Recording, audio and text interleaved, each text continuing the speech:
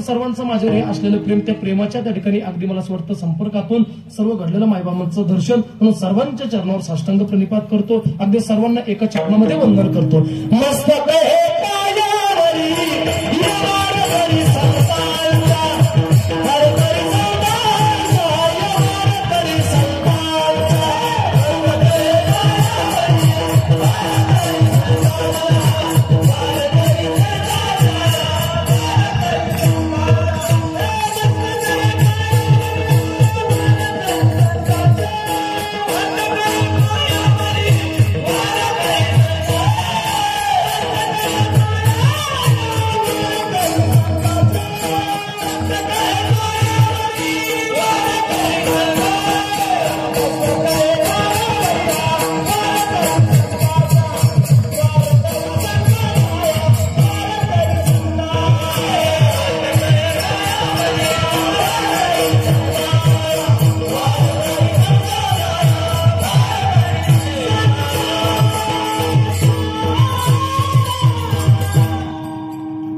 मस्तक हे पायावरी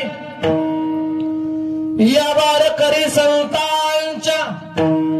आता प्रत्येकाला सुखाची अपेक्षा आहे, पण महाराज वर्णन करतात ज्या मार्गाने आपल्या जीवनामध्ये आपल्याला सुख प्राप्त होणार आहे त्या मार्गाने आपण जाण्याचा प्रयत्न करत नाही. नको असलेल्या गोष्टीमध्ये सुख शोधण्याचा प्रयत्न केला. आपण कोणत्या गोष्टीमध्ये सुख शोधतो? मी सांगत असतो, वाढावे संतान, गृही व्हावे धन धान्य किंवा धन दारा पुत्र जन, बंधू स्वैरे पिशून.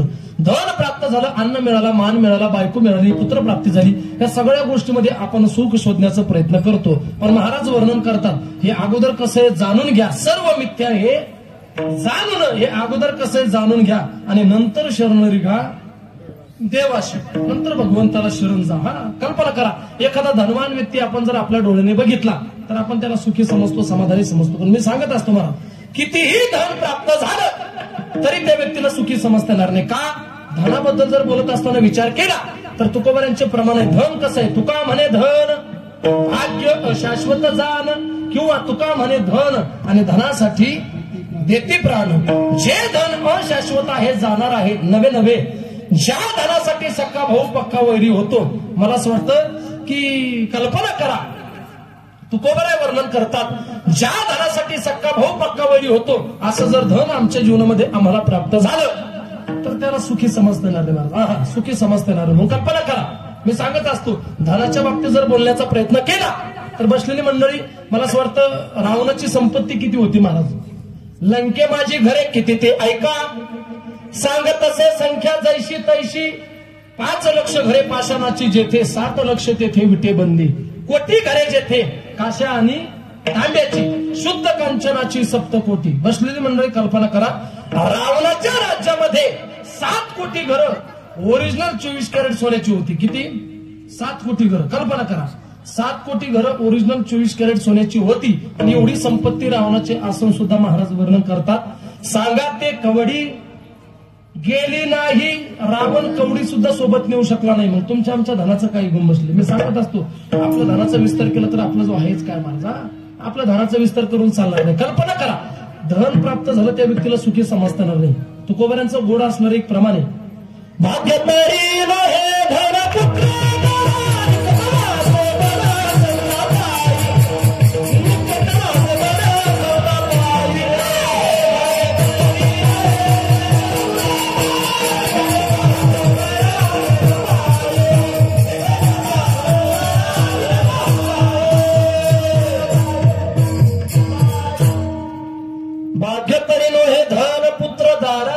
निकटवास बरा संतापाई. कल्पना करा, धन प्राप्त झालं त्या व्यक्तीला सुखी समजता येणार नाही. महाराजांनी त्याच्या पुढे वर्णन केलं, पुत्र प्राप्ती झाली. कल्पना करा, एखाद्याच्या लग्नाला 10 वर्ष 12 वर्ष 15 वर्ष झाली आणि 10-15 वर्ष होऊन जर त्याला पुत्र प्राप्ती होत नसेल तर तो व्यक्ती स्वतःला अभागी समजतो, दुर्भागी समजतो. पण मी सांगत असतो महाराज, पुत्र प्राप्ती झाली त्या व्यक्तीला भाग्यवान समजता येणार नाही, त्याला सुखी समजता येणार नाही. कारण का?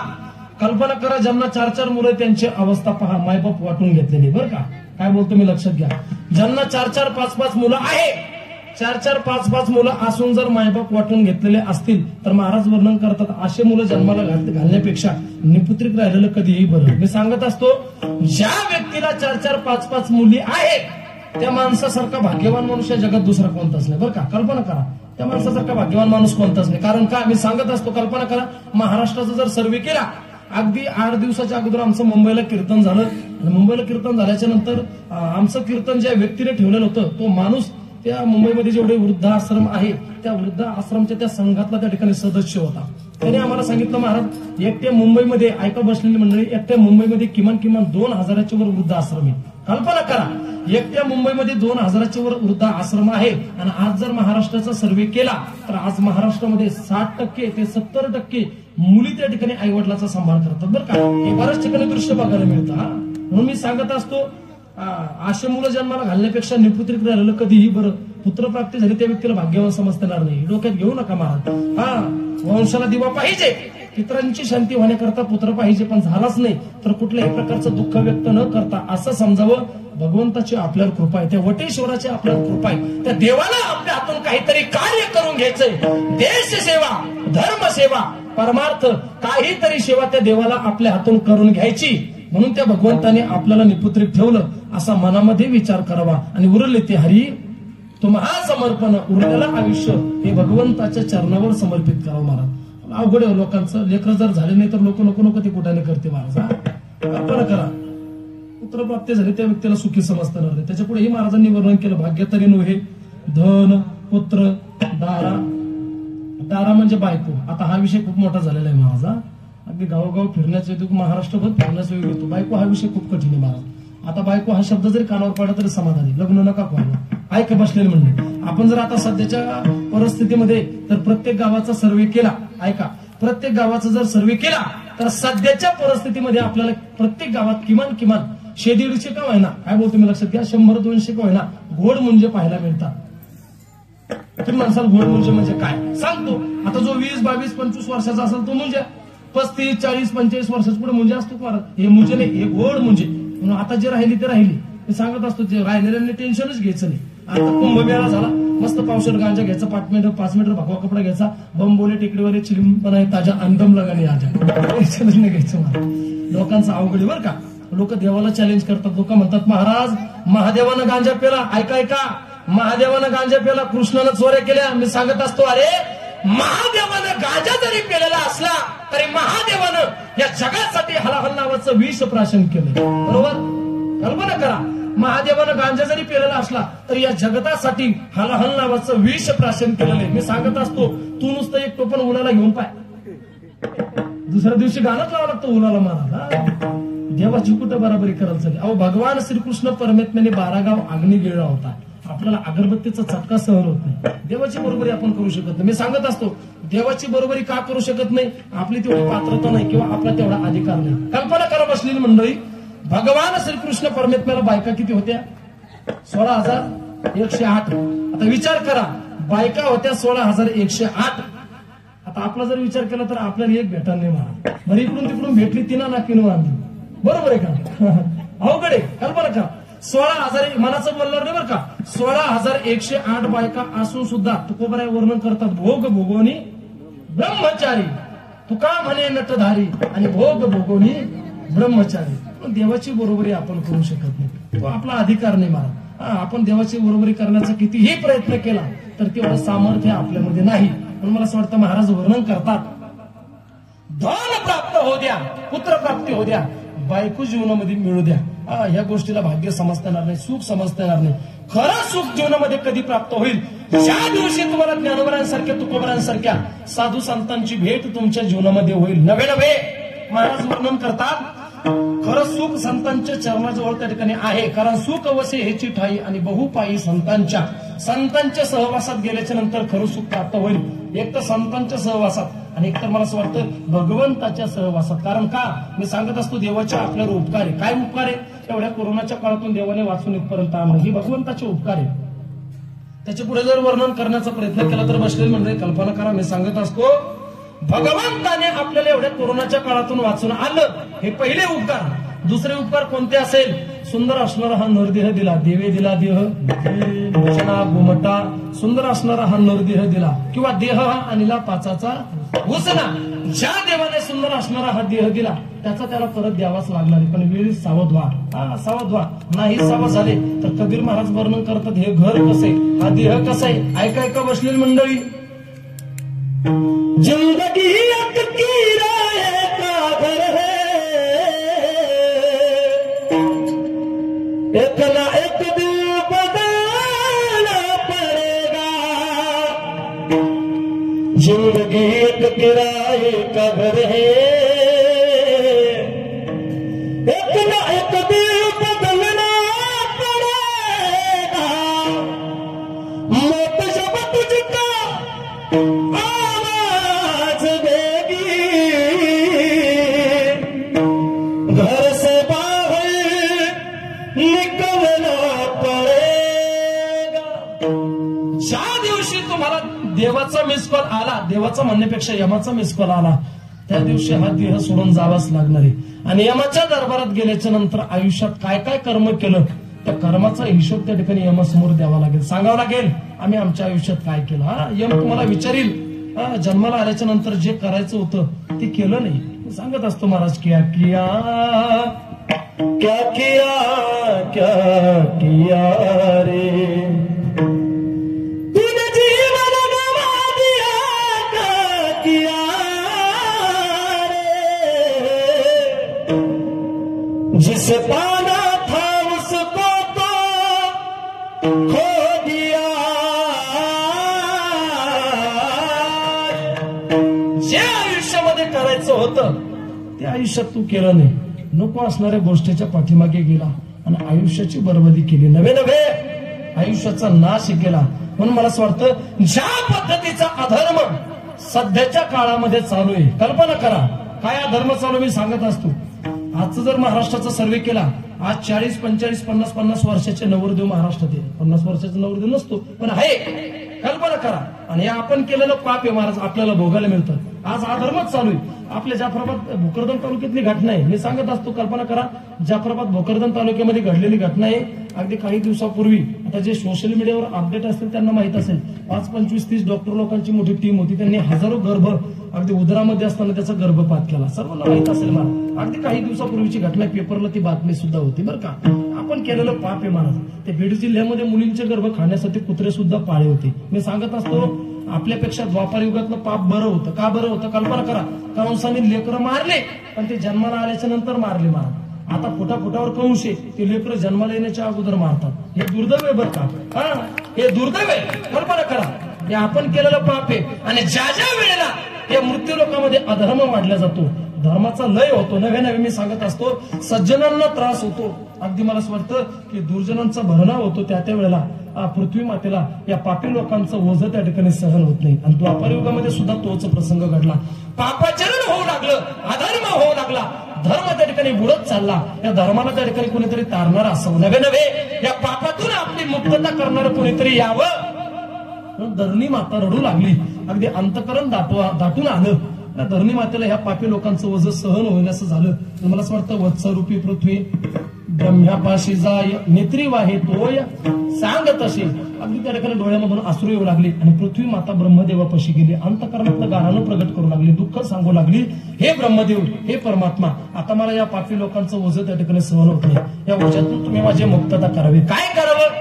भगवान परमात्माला अवताराला यावं आणि या दुर्जनांचा संहार करावा. आणि मी सांगत असतो, ज्या ज्या वेळेला अधर्म होतो त्या वेळेला परमात्मा हा जन्माला येत असतो, अवताराला येत असतो. कशा करता येतो? यदा यदा हि धर्मस्य ग्लानिर्भवति भारत अभ्युत्थानम अधर्मस्य तदात्मानं सृजाम्यहम्, किंवा परित्राणाय साधूनां विनाशाय च दुष्कृतां धर्म संस्थापनार्थाय संभवामि युगे युगे. धर्माचं रक्षण करतो, नवे नवे धर्माची स्थापना करतो, दुर्जनांचा संहार करतो. भक्तारा के पायापाशी दुर्जनाशी संहारे, किंवा धर्मरक्षवया अवतार घेशी, आपल्या पाळीशी भक्तजना. पण परमात्मा त्या ठिकाणी अवताराला असतो. पृथ्वी माता अंतकरणातलं दुःख ब्रह्मदेवापाशी त्या ठिकाणी बोलू लागली. ब्रह्मदेवाने हा प्रस्ताव त्या ठिकाणी भगवान शंकराने विष्णूकडे, आणि तिन्ही देव त्या ठिकाणी बसले. अवताराला यायचं, पण कसं अवताराला यायचं, काय करायचं, नियोजन ठरलं. ज्या शेषावर भगवान विष्णू त्या ठिकाणी शयन करत होते, अगदी निद्रिस्त अवस्थेमध्ये होते, त्या शेषाला सुद्धा सांगितलं, हे शेष महाराज तुम्हाला सुद्धा अवतार घ्यावं लागेल. पण शेषानं सांगितलं, देवा लोक कमीच राहू द्या, देवा मी तुमच्या सोबत अवताराला येणार नाही. काय येणार नाही अवतार? सांगितलं, पूर्वीच्या अवतारामध्ये राम अवतारामध्ये मी लहान भाऊ झालो, तुम्ही मोठे भाऊ झाला. हो सेविले अरण्य तुम्हा सवे. आज 14 वर्ष मी वनवास त्या ठिकाणी तुमच्या सोबत भोगला. बरं, वनवास सहन केला एवढंच नाही, तर 14 वर्ष वनवास भोगला, नवे नवे अनवाणी पायाने वनवास सहन केला. अनवाणी पायाने सहन केला, आपण रामकथा ऐकली असेल. अनवाणी पायाने सहन केला याच्यात सुद्धा नवल नाही. 14 वर्षाचा उपवास सुद्धा सहन करावा लागला. उपवास केला याच्यात सुद्धा नवल नाही. 14 वर्षाचं ब्रह्मचारी व्रताचं पालन करावं लागलं. या सगळ्या गोष्टी माझ्या आयुष्यामध्ये मला कराव्या लागल्या. कारण मला का करावं लागल्या? माझ्या हाताने इंद्रजित मरणार होता. बरोबर? हा, या सगळ्या गोष्टी जर माझ्या आयुष्यात मी केल्या नसत्या तर इंद्रजित माझ्या हाताने मेला नसता. म्हणून देवा आता हा त्रास मी सहन करू शकत नाही. आपण देवाने सांगितलं, काळजी करू नका, आता तू वडील होई बा सर्वज्ञ पाळी नवी आज्ञा तुझी बारे, काळजी करू नका. आता तुम्ही मोठे भाऊ व्हा, मी लहान भाऊ होईल. तुम्ही जे सांगाल त्या आज्ञेचं पालन करेल. अवताराला यायचं ठरलं, नियोजन ठरलं. इकडं त्या ठिकाणी असं महाराज वर्णन करतात, कंसाचा आपल्या बहिणीवर जीवापाड प्रेम होतं, देवकीवर जीवापाड प्रेम होतं. थाटामाटामध्ये देवकीची वरात काढली आणि थाटामाटामध्ये वरात काढल्याच्या नंतर कंसाच्या अंतःकरणातला आनंद गगनात मावेन असा झाला होता. आनंदाचा क्षण त्याच्या जीवनामध्ये होता. पण त्या आनंदाच्या क्षणामध्ये महाराज वर्णन करतात की काही प्रमाणामध्ये अगदी दुःखाचा प्रसंग निर्माण झाला. काय दुःखाचा प्रसंग निर्माण झाला? आकाशाची वाणी सांगत असे कंसा मानी हा भरवसा बोलण्याच्या. अरे कंसा ऐक ऐक ऐक ऐक, ज्या बहिणीची तू एवढी थाटामाटामध्ये वरात काढतोय त्याच बहिणीच्या पोटी जन्माला येणारा 8वा पुत्र तुझा वध करणार आहे. महाराज त्याचा राग अनावर झाला. विचार करू लागला, अरे लहानपणापासून मी माझ्या हाताच्या फोडाप्रमाणे ज्या बहिणीला त्या ठिकाणी वागवलं, नवे नवे आतापर्यंत तिचा सांभाळ केला, अगदी जीवापाड माझं तिच्यावर प्रेम आहे, पण त्याच बहिणीच्या पोटी जन्माला येणारा 8वा पुत्र आपला वध करणार आहे. मग हिच्या पोटी जन्माला येणारा 8वा पुत्र आपला वध करणार असेल तर या बहिणीलाच कशाला ठेवायचं? विचार करू लागला महाराज. राग अनावर झाला, राक्षसी प्रवृत्ती जागी झाली आणि घेऊन या खड्ग माराया धावला. खड्ग काढलं, तलवार काढली आणि त्या ठिकाणी मारण्यासाठी देवकीच्या दिशेने धावला. तेवढ्यात हात तो धरीला वसुदेवी. वसुदेवाने सांगितलं, अरे कंसा काय पाप करतोस? स्त्री भ्रूण हत्या तुझ्या हातून घडल्याशिवाय राहणार नाही. पातक करू नको, तुझा माझ्यावर विश्वास आहे ना? आणि मी सांगत असतो महाराज, कंसाचं आणि वसुदेवाचं मित्रत्वाचं नातं होतं. एवढं त्या ठिकाणी मित्रत्वाचं नातं होतं, एवढा विश्वास होता कंसाचा. राक्षस असून सुद्धा विश्वास होता महाराज वसुदेवावर. हा, एवढं मैत्रीचं नातं होतं. मी सांगत असतो, मैत्री असावी ती संकटात साथ देणारी असावी, मैत्री असावी ती दुःखामध्ये साथ देणारी असावी. कशी असावी? मैत्रीचं उत्तम उदाहरण जर सांगायचं झालं तर मला असं वाटतं छत्रपती संभाजी महाराज आणि कवी कलश. बघा तुम्ही, काय मैत्री होती महाराज. रक्ताच्या शेवटच्या थेंबापर्यंत, नवे नवे शेवटच्या श्वासापर्यंत ज्यांनी धर्म सडलं नाही किंवा नवे नवे ज्यांनी साथ सोडली नाही त्याला खरं मैत्री निभावणं म्हणतात महाराज. त्याला खरी मैत्री निभावणं. मी सांगत असतो, मैत्री असावी ते भगवान श्रीकृष्ण परमात्म्यासारखी आणि सुदामासारखी. बरं का, माहित होतं जर त्या ठिकाणी फुटाने खाल्ले, चणे खाल्ले तर देवाला दरिद्री भोगावं लागेल, पण स्वतः त्या ठिकाणी महाराज देवाच्या वाटाचं दारिद्र्य आपल्या वाट्याला घेतलं. अशी मैत्री असावी महाराज. हा, ही मैत्री सुद्धा त्या ठिकाणी वसुदेवाची आणि कंसाची होती. विश्वास होता वसुदेवावर. सांगितलं, काळजी करू नको, जेवढे मुलं जन्माला येतील ते सगळे मुलं मी तुझ्या स्वाधीन करेल. आम्हाला बंदी खाण्यामध्ये बंदिस्त ठेव. आणि मला असं वाटतं कंसाने त्या ठिकाणी वसुदेव आणि देवकीला बंदी खाण्यामध्ये बंदिस्त ठेवलं. काही दिवसांचा कालावधी गेला आणि काही दिवसांचा कालावधी गेल्याच्या नंतर देवकी मातेच्या उदरातून पहिलं बाल त्या ठिकाणी जन्माला आलं, पहिला मुलगा जन्माला आला, पहिला पुत्र जन्माला आला. अगदी सुंदर असणार ते बालक त्या ठिकाणी जन्म दिल्याच्या नंतर त्याच्याकडे बघितल्याच्या नंतर बघतच राहावं. अंतःकरणामध्ये वात्सल्य भाव निर्माण झाला आणि भीती वाटू लागली. कंसाला कळल्याच्या नंतर मारल्याशिवाय राहणार नाही. आणि रक्षपाळ जे होते, रक्षपाळांनी कंसाच्या कानापर्यंत बातमी पोहोचवली. रागाच्या भरामध्ये कंस त्या ठिकाणी बंदी खाण्यामध्ये आला, कारागृहामध्ये आला. त्या मुलगा त्या ठिकाणी ते बालक आपल्या हातावर घेतलं आणि घेतल्याच्या नंतर त्याला मारणार. त्या मुलाकडे बघितल्याच्या नंतर, त्या लेकराकडे बघितल्याच्या नंतर अंतःकरणामध्ये वात्सल्य भाव निर्माण झाला. विचार करू लागला की अरे आपल्याला मारणारा हा 8वा जन्माला येणार आहे, पण पहिल्या मुलाने आपलं काय केलं? विचार करू लागला, पहिल्या मुलाला मारायचं नाही. पण देवदेवता त्या ठिकाणी अगदी संकटात पडले. जर कंसाच्या हातून हा धर्म घडला नाही किंवा पाप जर घडलं नाही तर भगवान परमात्मा हा जन्माला येणार नाही. मग काय करावं? पुण्य सारावया भेटे देव ऋषी. नारद महर्षींना सांगितलं याचा पुण्याचा क्षय व्हावा मग तुम्हाला त्या ठिकाणी मृत्यू लोकांमध्ये जावं लागेल. नारद महर्षी नारायण नारायण भजन करत कंसाच्या दरबारात आले. नमस्कार केला कंसाने. त्या ठिकाणी नारद महर्षी बोलू लागले, अरे कंस हे काय करतोस?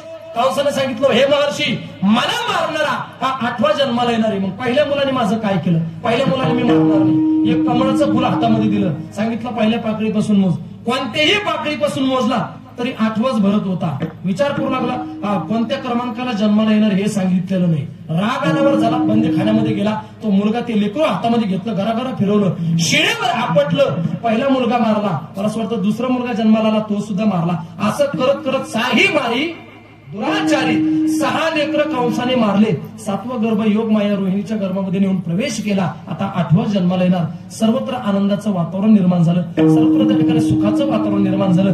प्रत्येकाच्या अंतःकरणामध्ये आनंद होता. ऐका बसलेली मंडळी, अष्टमीच्या रात्री माझे भगवान परमात्मा, भगवान श्रीकृष्ण परमात्मा रात्री 12 वाजता जन्माला आले आणि संतांच्या नवे सर्वांच्या अंतःकरणामध्ये आनंद प्राप्त झाला, भक्तीचा ओलावा प्राप्त झाला आणि मुखातून शब्द बाहेर पडला, गोपाल कृष्ण भगवान की.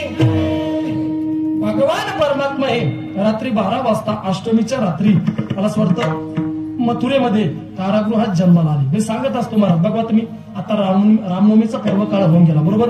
काल हनुमान जयंती झाली. रामनवमीच्या पर्व काळावर मला असं वाटतं भगवान प्रभू रामचंद्रांचा जन्म झाला. मी सांगत असतो कल्पना करा किती साम्य रामाचा आणि कृष्णाचा बरं का. मला असं वाटतं कृष्णाचा जन्म झाला तो बंदीखान्यामध्ये झाला बरोबर, कारागृहामध्ये झाला. आणि भगवान प्रभू रामचंद्रांचा जन्म झाला तो राजवाड्यात झाला, राज महाराज झाला. मी सांगत असतो भगवान श्रीकृष्ण परमात्म्याचा जन्म झाला तुम्हाला असं वाटतं रात्रीच्या 12 वाजता झाला. अगदी अंधारी रात्रीमध्ये रात्री 12 वाजता झाला. आणि भगवान प्रभू रामचंद्रांचा जन्म दुपारी 12 वाजता झाला. मला असं वाटतं कृष्णाचा जन्म जर त्या ठिकाणी जन्माचा विचार केला तर अष्टमीच्या रात्री झाला आणि भगवान प्रभू रामचंद्रांचा जन्म नवमीच्या दिवशी झाला. कल्पना करा जर त्या ठिकाणी दोन्हीचं अवताराचं जर कार्य बघितलं तर त्या ठिकाणी साम्य. कसं साम्य? जर भगवान प्रभू रामचंद्रांचं जीवन बघितलं तर मर्यादा पुरुषोत्तम आहे बरं का. मर्यादा पुरुषोत्तम, एक वाणी एक पत्नी आणि एक वचनी. आणि मला असं वाटतं कृष्णाचा जर जीवनाचा आपण आढावा घेतला तर आपण असं वाटतं परिपूर्ण अवतार आहे बरं का. परिपूर्ण अवतार, तिथं कुठल्याही प्रकारची मर्यादा नाही, तिथं अनलिमिटेड आहे महाराज. कुठल्याही प्रकारची मर्यादा नाही. पण मी सांगत असतो आपला संसार सुखाचा व्हावा असं जर वाटत असेल कधीतरी रामायण वाचावं किंवा रामायण त्या ठिकाणी श्रवण करावं बरं का. भावाने भावासोबत कसं वागावं, आईवडिलांच्या आज्ञेचं पालन कशा पद्धतीने करावं किंवा आईवडिलांची सेवा कशा पद्धतीने करावी, या सगळ्या गोष्टीचं ज्ञान आपल्याला रामायणामधून प्राप्त होतं. मला असं वाटतं रामायण आपल्या जीवनाचं त्या ठिकाणी महाराज आपल्या संसाराला एक त्या ठिकाणी सुखाचा प्रसंग त्या ठिकाणी आणल्याशिवाय राहणार नाही. आणि महाराज वर्णन करतात पुण्य संपादन व्हावं, पुण्याचा संचय व्हावा असं जर वाटत असेल तर चरित्र ते उच्चारावे, भगवान श्रीकृष्णाच्या चरित्राचा उच्चार करावा. मग कल्पना करा भगवान परमात्मा हे जन्माला आले आणि जन्माला आल्याच्या नंतर हळूहळू त्या ठिकाणी महाराज ही बातमी त्या ठिकाणी वसुदेवाच्या कानावर पडल्याच्या नंतर विचार करू लागले, जर त्या ठिकाणी कंसाला कळालं, जरी कंसाशी कळेल माझ्या बाळाशी मारील, कंसाला जर कळालं तर कंस मारल्याशिवाय राहणार नाही. जन्माला आल्याच्या नंतर 8 वर्षाची मूर्ती होती, 8 वर्षाची मूर्ती होती. देवकी माता बोलू लागली, देवा अनंत जन्मापासून मी सायास केली, तो माझ्या उदरीत त्या ठिकाणी जन्माला यावा. पण विनंती तुला, काय विनंती? तू लहान व्हावं, होय भक्ती केला तैसा आणि पूर्वी धरावी ती इच्छा. भक्ताच्या अंतकरणातला भाव भगवंताने जाणून घेतला, लहान झाला. देवा तुला रडावं लागेल, रडायला सुद्धा लागला. आणि मला असं वाटतं की मायेचं आवरण निर्माण झालं. यशोदा देवकी माता रडू लागली, सांगू लागली की कंसाला जर कळलं तर कंस हा मारल्याशिवाय राहणार नाही. काय करा? लपवा लपवा जगजेटी, कुठेतरी माझ्या बाळाला त्या ठिकाणी लपवा. पण देवाने सांगितलं काळजी करू नका, जर मी त्या ठिकाणी समाधानी व्हावं, सुखी व्हावं किंवा सुरक्षित व्हावं असं जर तुम्हाला वाटत असेल, एक काम करा, मला इथून उचला आणि कुठे घेऊन जा?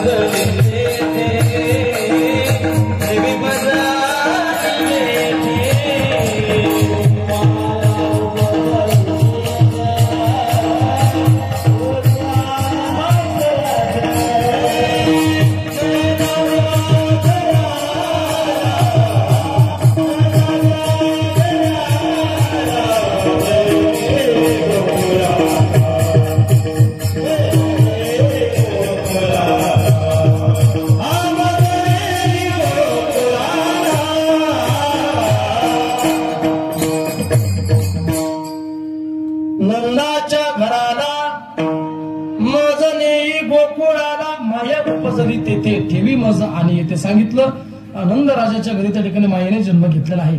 मायेला इकडे घेऊन या आणि मला असं वाटतं मला तिथे नेऊन ठेवा सुरक्षितपणे. भगवंताला डोक्यावर घेतलं. मनसे रक्षपाळ देव्या मोगिले सकळ रक्षपाळांना भुरळ पडली, झोप लागली, दरवाजे उघडू लागले. बाहेर आले.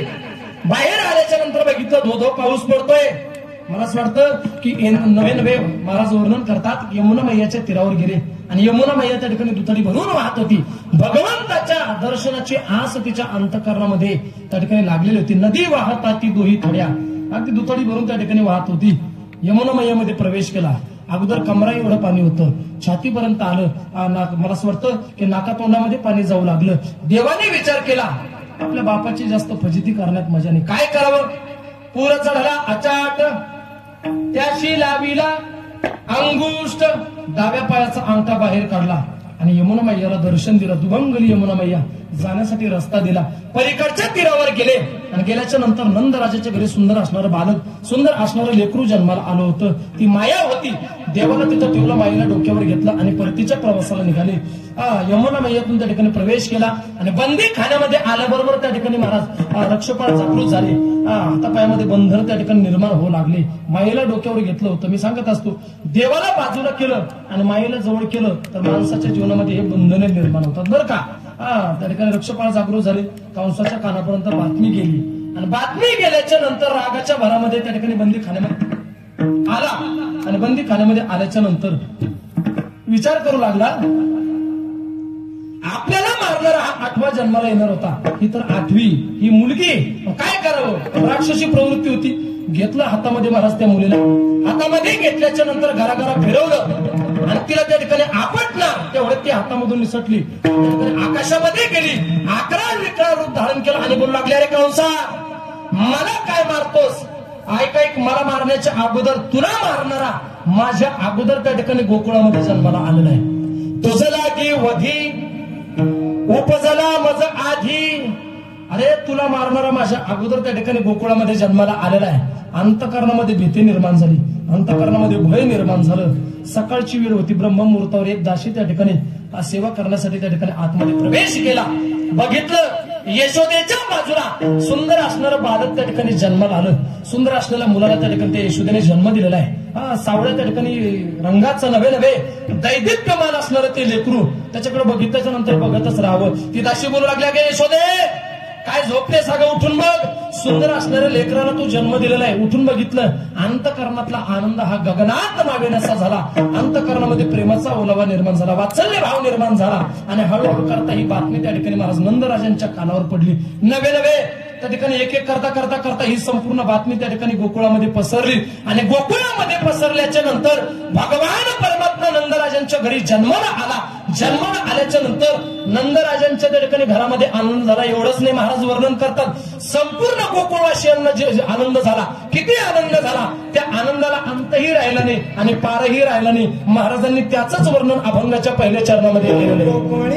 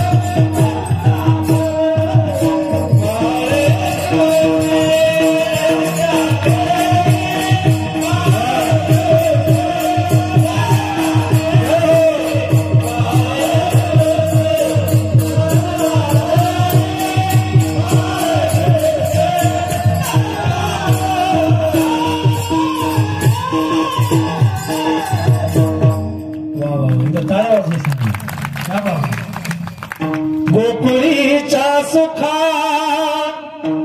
गोकुळीच्या सुखा गोकुळीच्या सुखा